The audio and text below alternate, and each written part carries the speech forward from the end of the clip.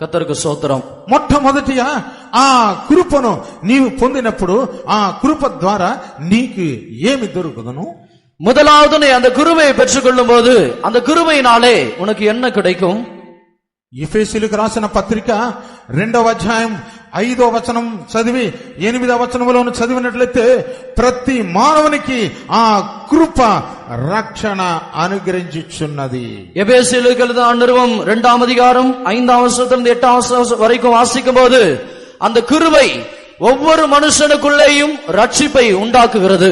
నీవు కృపను పొందకుండా ఉన్నంత కాలం వరకు, ఈ లోకమును జీవించినంత కాలం వరకు రక్షణ నీకు దూరముగానే ఉండును. நீ கிருபையை பெற்றுக்கொள்ளாத காலம் வரைக்கும், இந்த உலகத்தில் இருக்கிறதான காலம் வரைக்கும் ரட்சிப்பு உனக்கு தூரமாகவே இருக்கும். ఒకవేళ నీకు బలం ఉండవచ్చును, సామర్థ్యం ఉండవచ్చును, అయితే రక్షణ మాత్రం నీకు లభించదు. ஒருவேளை உனக்கு பலம் இருக்கலாம், சாமர்த்தியம் இருக்கலாம், ஆனால் ரட்சிப்பு மாத்திரம் உனக்கு கிடைக்காது. రక్షింపబడిన వారు మాత్రమే ఆయన సన్నిధిని కనిపించెదరు. ரட்சிக்கப்படுகிறவர்கள் மாத்திரமே அவருடைய சமூகத்திலே காணப்படுவார்கள். ఒకవేళ నామకార్థంగా దైవ సన్నిధిని వచ్చి నీ వెళ్ళవచ్చును, గాని నీవు రక్షింపబడకుండా దేవుని యొక్క కృపను పొందకుండా తిరిగి వెళ్ళినట్లయితే ఆయన సన్నిధిని కనబడటం అసాధ్యము. ஒருவேளை பேருக்காக நீ தேவனுடைய சமூகத்துக்கு வந்து போகலாம், ரட்சிக்கப்படாமல் நீ திரும்பி போவாயானால், கிருபை பெற்றுக்கொள்ளாமல் திரும்பி போவாயானால் அவருடைய சமூகத்திலே காணப்படுவது அசாத்தியமான காரியம். ఇటువంటి మహాసభలను మేము సిద్ధపరిచినటువంటి ఉద్దేశం ఏ విధమైన చేతనైనను దేవుని యొక్క కృపను పొంది ఒక గుంపు రక్షింపబడవలనని. எப்படியாவது இந்த கூட்டங்களை நடத்துகிறதற்கு காரணம், எப்படியாவது ஒரு கூட்டத்தார் தேவனுடைய கிருபையை பெற்று ரட்சிக்கப்பட வேண்டும் என்றுதான். ఏదో ఆదాయం కొరకు కానే కాదు, ஏதோ லாபத்திற்காக அல்ல. ఈ లోక సంబంధమైనటువంటి కార్యములను మేము సంపాదించుకొని జీవించవలనని కాదు. இந்த உலக சம்பந்தமான காரியங்களை சம்பாதித்து ஜீவிக்க வேண்டும் அல்ல. ప్రియులారా, ఏ విధమైన చేతనైనను ఒక గుంపు ప్రజలు దేవుని యొక్క కృప చేత రక్షింపబడి ప్రభు యేసు వచ్చినప్పుడు ఆయనను సంధింపవలెను. பிரியமானவர்களே, எப்படியானாலும் ஒரு கூட்டத்தார் தேவனுடைய கிருபை பெற்று ரட்சிக்கப்பட்டு இயேசு கிறிஸ்து வரும்போது அவரை சந்திக்க வேண்டும் என்றுதான். ఆ వచనమును చదువుకుందాము. அந்த వచనத்தை வாசிப்போம். ఎఫెసీ పత్రిక 2వ అధ్యాయము 5వ వచనము తర్వాత 8వ వచనం. ఎఫెసీయులకు எழுதிన నిరుపం 2ఆం అధికారం 5ఆం వచనము 8ఆం వచనము. కృపచేత మీరు రక్షింపబడి ఉన్నారు, మీరు విశ్వాసము ద్వారా కృపచేతనే రక్షింపబడి ఉన్నారు. அக்கிரமங்களில் மரித்தவர்களாயிருந்த நம்மை கிறிஸ்துவுடனே கூட உயிர்ப்பித்தார். கிருபையினாலே ரட்சிக்கப்பட்டீர்கள், கிருபையினாலே விசுவாசத்தை கொண்டு ரட்சிக்கப்பட்டீர்கள். இது உங்களால் உண்டானதல்ல, இது தேவனுடைய ஈவு. ప్రియులారా, మీరు రక్షింపబడవలనంటే దేవుని యొక్క కృప అవసరము. பிரியமானவர்களே, நீங்கள் ரட்சிக்கப்பட வேண்டும் என்றால் தேவனுடைய கிருபை அவசியமா இருக்கிறது. దేవుని యొక్క వాక్యం అంతా చదివినట్లయితే తీతు పత్రిక 2వ అధ్యాయము 11వ వచనములో చదివినట్లయితే ఆ రక్షణను గూర్చి ఏమి చెప్పబడి ఉన్నది? பிரியமானவர்களே, தீத்துவுக்கு எழுதின நிருபம் 2ஆம் அதிகாரம் 11ஆம் வசனத்திலே படிக்கும்போது அந்த ரட்சிப்பை குறித்து என்னவென்று எழுதப்பட்டிருக்கிறது? ఏలయనగా సమస్త మనుషులకు రక్షణకరమైన దేవుని కృప ప్రత్యక్షమై, ஏனெனில் எல்லா மனுஷருக்கும் ரட்சிப்பை அளிக்கத்தக்க தேவ கிருபையானது பிரசன்னமாகி ప్రతి మనుషునికి ప్రియులారా రక్షణ అనుగ్రహింపవలనని దేవుని యొక్క కృప వచ్చి ఉన్నది. எல்லா மனுஷருக்கும் ரட்சிப்பை அளிக்கும்படியாக தேவனுடைய கிருபை வந்திருக்கிறது.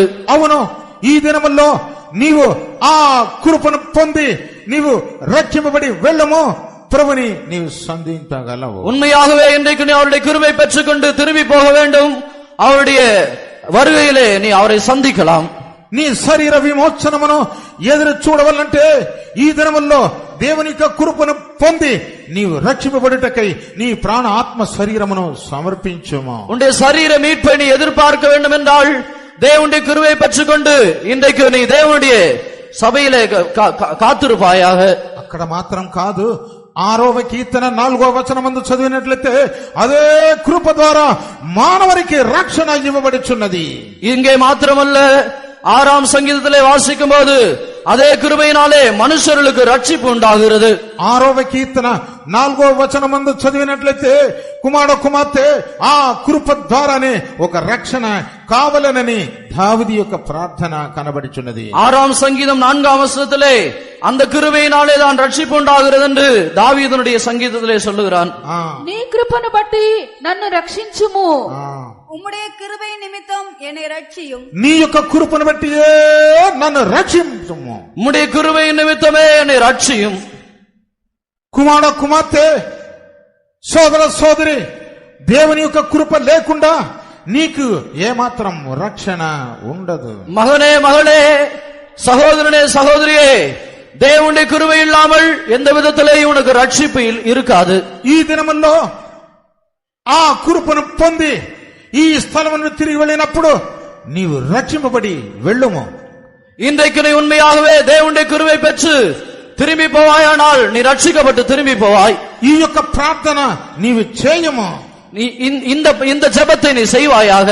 నీ కృపను బట్టియే నాకు రక్షణ. உம்முடைய கிருபை நிமித்தமே எனக்கு ரட்சிப்பு. నీ కృపను బట్టియే నాకు రక్షణ. உம்முடைய கிருபை நிமித்தமே எனக்கு ரட்சிப்பு. అవును, నీ యొక్క శరీర రూపాంతరం చెందవల్లంటే, ఆయనతో పాటు నీవు ఉండవల్లంటే, ఆయన సన్నిధిని సదాకాలం ఆనందింపవల్లంటే ఈ దినముల్లో ఆయన కృప చేత రక్షింపబడి ఉండవలెను. உண்மையாகவே உன்னுடைய சரீரம் மறுரூபமாக்கப்பட வேண்டும் என்றால், அவரோடு இருக்க வேண்டும் என்றால் இந்த கிருபை அவசியமா இருக்கிறது. கிருபையினால் ரட்சிப்பு உண்டாகிறது. ఈ యొక్క రక్షణను గూర్చి అదే దావీదు కీర్తన 31వ అధ్యాయము 16వ వచనమందును మనం చూడవచ్చును. இந்த ரட்சிப்பை குறித்து 31ஆம் சங்கீதம் 16ஆம் வசனத்திலே நான் வாசிக்கிறோம். నీ కృప చేత నన్ను రక్షింపుము. உமது கிருபையினாலே என்னை ரட்சியும். నీ కృప చేతనే నన్ను రక్షించుము. உமது கிருபையினாலே என்னை ரட்சியும். నీవు దేవుని యొక్క కృపను పొందకుండా ఉన్నంత కాలం వరకు నీకు రక్షణ లేదని గ్రహించము. இன்றைக்கு நீ தேவனுடைய கிருபை பெற்றுக்கொள்ளாத வரைக்கும் ரட்சிப்பு இல்லை என்பதை நீ உணர்ந்து கொள்வாயாக. ఒకవేళ ఈ జీవిత కాలం మట్టికి నీవు క్రీస్తును నమ్ముకొని జీవించవచ్చును, కానీ ఆ కృప లేకుండా నీ యొక్క శరీరం ఏమాత్రం విమోచనమునకు సిద్ధపరచబడదు. உன்னுடைய ஜீவிய காலம் வரைக்கும் இயேசு கிறிஸ்துவை நம்பி ஜீவிக்கலாம், ஆனால் கிருபை இல்லாமல் உன்னுடைய சரீரம் எந்த விதத்திலேயும் மீட்கப்படாது. ఈ దినముల్లో ఆ కృపను పొంది నీవు రక్షింపబడి వెళ్ళుము. இன்றைக்கு அந்த கிருபையினை பெற்றுக்கொண்டு ரட்சிக்கப்பட்டு திரும்பி போ. ఈ భూమి మీదకి గొప్ప శ్రమ కాలం రాబోచున్నది. இந்த பூமிக்கு ஒரு பெரிய உபத்திரவ காலம் வரப்போகிறது. భూమి మీదకి మహా చీకటి, కారు చీకటి కంపబోచున్నది. இந்த பூமியை காரிருளும் అంధకారం మూడ పోகிறது. ఆ దినములో రాక మునిపే ఆ శ్రమ నుండి నీవు తప్పిపోవాలంటే ఈ దినముల్లో ఆ యొక్క కృపను పొంది, దేవుని యొక్క కృపను పొంది నీవు రక్షింపబడుటకై నిన్ను నీవే సిద్ధపరచుకోనము. அந்த பாடுகள்ல இருந்து மகா உபத்திரவத்திலிருந்து தப்பித்துக் கொள்ள வேண்டும் என்றால் இன்றைக்கே தேவனுடைய கிருபையை பெற்றுக்கொண்டு நீ ரட்சிக்கப்படுவாயாக. అందువల్లనే రోమీలకు రాసిన పత్రిక 1వ అధ్యాయము 16వ వచనమందు మనం చదివినట్లయితే ఏమి చెప్పబడి ఉన్నది? அதற்காக தான் ரோமருக்கு எழுதின நிருபம் 1ஆம் அதிகாரம் 16ஆம் வசனத்திலே வாசிக்கும் போது என்ன சொல்லப்பட்டிருக்கிறது? రక్షణ కలుగజేయుటకు అది దేవుని శక్తి అయి ఉన్నది. கிறிஸ்துவின் சுவிசேஷத்தை குறித்து நான் வெட்கப்படேன். முன்பு யூதரிலும் பின்பு கிரேக்கரிலும் விசுவாசிக்கிறவன் எவனோ அவனுக்கு ரட்சிப்பு உண்டாவதற்கு அது தேவ பலனாய் இருக்கிறது. దేవుని యొక్క శక్తి అయి ఉన్నది. அது தேவனுடைய பலனாய் இருக்கிறது. నీవు రక్షింపబడవాలంటే దేవుని యొక్క కృపను నీ పొంది వెళ్ళము. అది దేవుని యొక్క శక్తి. நீ ரட்சிக்கப்பட வேண்டும் என்றால் தேவனுடைய கிருபை பெற்று நீ திரும்பி போ. அது தேவனுடைய பலனாய் இருக்கிறது. ఈ యొక్క బలము లేకుండా నీ యొక్క శరీరము ఏమాత్రం రూపాంతరం చెందదు. இந்த பலம் இல்லாமல் உன்னுடைய சரீரம் எந்த விதத்திலேயும் மறுரூபமாக்கப்படாது. ఈ ఉదయకాల సమయం, ఈ మధ్యాహ్న సమయం నీకు ఆ కృప కావాలంటే ఆకాశ తట్టు తేరి చూచి నీవు అడుగుము. இந்த மத்தியான வேளையிலே அந்த கிருபை உனக்கு வேண்டும் என்றால் வானத்திற்கு நேராக நீ உன்னுடைய கண்களை ஏறெடுத்து அந்த கிருபையை நீ கேட்பாயாக.